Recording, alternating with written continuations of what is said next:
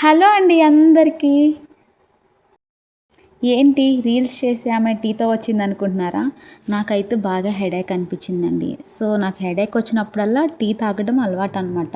So అందుకే tea చేసుకుంటున్నాను. నేనైతే టీ ఎలా చేసుకుంటానో మీ అందరికీ చూపిద్దాం అనుకుంటున్నాను.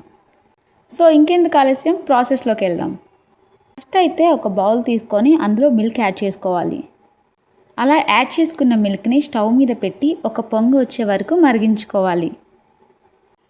అలా వాటిని ఒక 2 మినిట్స్ పాటు మరిగించుకొని ఫ్లేమ్ని అడ్జస్ట్ చేసుకుంటూ కూడా ఉండాలన్నమాట. నెక్స్ట్ కొంచెం టీ పొడి వేసుకొని మళ్ళీ మరిగించుకోవాలి. అలా మరుగుతూ ఉన్న టీలో 2 ఇలాచీలు క్రష్ చేసి వేసుకోవాలి.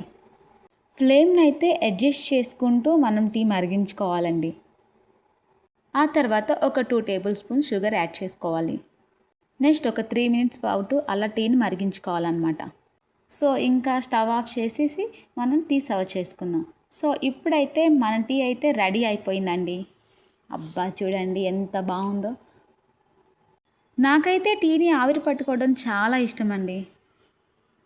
మీరు కూడా ఒకసారి టీ ఇలా చేసి ఎలా ఉందో కామెంట్లో కామెంట్ చేయండి. సబ్స్క్రైబ్ చేసుకోవటం మాత్రం మర్చిపోకండి. Thanks for watching.